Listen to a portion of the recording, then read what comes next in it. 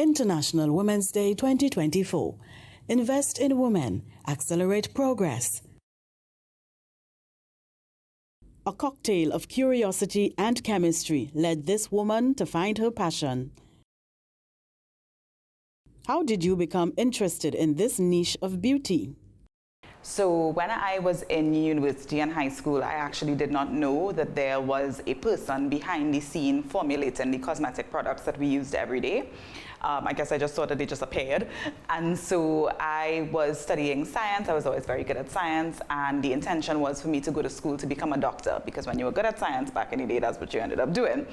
But as I was in university, I went through the first couple of years and I was like, I'm not really feeling that too much.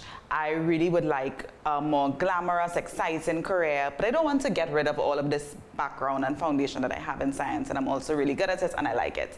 And so I was reading a magazine one day about Estee Lauder, and I realized that there was a career that actually brought together the glamour of beauty with the science of chemistry. And I was like, okay, well, that's what I'm gonna do. And I had to figure out how to get into the industry, because as I said, it was very, the name of the role is called a cosmetic chemist, and it was very unknown at the point in time. And so I had to do some research to figure out how I was gonna get in, but I haven't looked back since. What is the significance of the name Immortelle Beauty? So I am terrible at naming things. So when I was trying to name the business, I reached out to a lot of friends and family for ideas and advice. And my brother actually came up with the name Immortelle. So it has multiple meanings. Locally, the immortelle trees, which are blooming now actually, the immortelle trees were planted on the cocoa plantations to shield the cocoa plants and in their shadow. And so I really like the idea of this nurturing image, but then also from the French, immortelle means immortal, and really when you're talking about beauty and cosmetics, that's really kind of what you're aiming for, right? To live forever, to look young forever. And I just thought those images came together really nicely, and it's a long word, so I have to pay a lot for like stamps and logo and stickers and all those things, but it works so well for the cosmetic business. What were some of the challenges along your entrepreneurial journey?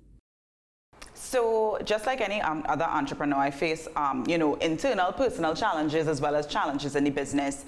One of the main ones is access to capital, mainly right now access to US funds. We import a lot of materials that we use in the business. Access to US could be a very large challenge. But also in the personal aspect of the business, entrepreneurship, it's a roller coaster of a journey. So you have to have a lot of resilience, because there are moments when you are feeling very, very, very strongly and you feel at your worst, and you don't have a boss to motivate you. You have to pick up yourself and motivate yourself to go back and keep plugging at it every single day. So that's one of the kind of ongoing challenges that I face, trying to figure out the balance between the discipline and the self-motivation to keep going when things get hard.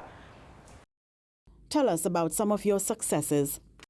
Some of the successes that we've experienced, one of them is the store that we are standing in right now. This is our first standalone independent store. We're going into our third year here, and I'm very, very proud of having enough product at this point in time to fill a space, but being able to manage staff and have our own living, breathing like representation of our brand. So the store is one of my greatest successes. We've been nominated for a lot of local business awards, including the Chamber of Industry and Commerce's Emerging Entrepreneur Award in 2021. So I'm very proud of that. We're getting the recognition for the work that we do. How do you think we can invest in women to accelerate their progress? So I saw that one of the themes for International Women's Day this year is invest and in inclusion. So in terms of creating more inclusive spaces, I always think of things from a soft side and from like, a kind of macroeconomic factor. So we definitely want to see more inclusion of women at high-level business positions, on boards, as directors, that type of thing. But we also want to see more actual financial investment in women's businesses. Women's businesses, people often ask me what challenges I face as a female business owner, and sometimes I feel like because I operate in a women's field with female customers, people I don't really face any challenges being a female entrepreneur, but I know that is not the case for many other people. And I would really like to see women's businesses being taken more seriously.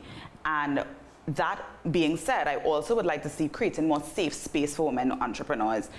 Many women entrepreneurs feel limited in what we can say and what we can do because we always feel like we are being judged as women. We don't want to come off like a B word. We don't want to come off too aggressive or too strident. And men really have safe spaces to be exactly who they are in business spaces. I would like to see also for women those spaces being created where we can be direct, we can be assertive without it seeming like we are aggressive. Do you think it is important to celebrate International Women's Day annually?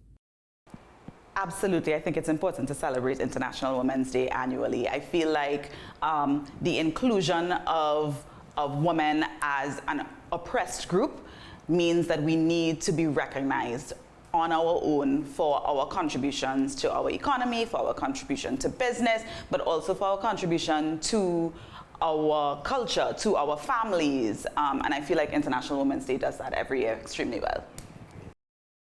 Invest in women. Accelerate progress. The Office of the Parliament celebrates International Women's Day 2024.